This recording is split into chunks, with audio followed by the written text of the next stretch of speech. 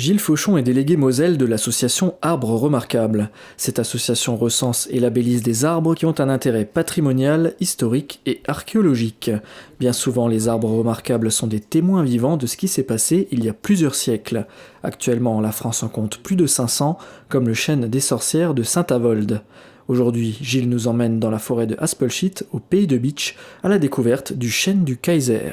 Le Kaiser, c'est Guillaume II, dernier empereur allemand et dernier roi de Prusse. Même si le chêne a entre 4 et 5 siècles, son histoire est plutôt liée à celle de la Grande Guerre.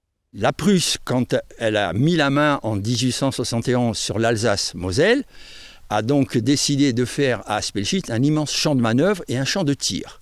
Or, notre fameux Kaiser Guillaume II est venu ici en 1903 pour voir pour la première fois quel était ce fameux champ de manœuvre et ce champ de tir. Ce chêne lui permettait, grâce à un observateur situé en haut de la couronne, de voir tout ce qui se passait sur le camp. Il aurait dit, à l'issue des manœuvres dont il était très satisfait, « Messieurs, retenez ce que je vais vous dire, nous sommes en mai 1903, dans 10 ans, c'est toute l'Europe qui sera un champ de manœuvre. » En accord avec la municipalité de Haspelstedt, un dossier a été déposé pour obtenir la labellisation de cet arbre.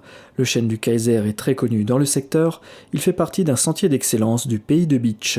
Grâce au travail des habitants d'Haspelstedt depuis 2016, nous avons pu obtenir déjà l'inscription de 2 magnifiques chênes du pays de Bitche.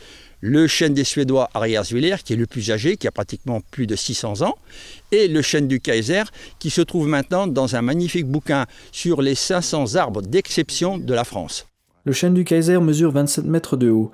À 1,30 m du sol, son tronc a une circonférence de plus de 4 mètres. Chose exceptionnelle cette année, il est recouvert de mousse. La mousse va apporter à l'arbre, quand on aura un été très sec, des quantités d'eau dont il a besoin. En plus, la mousse est un magnifique bio-indicateur de la pollution de l'air, donc elle stocke.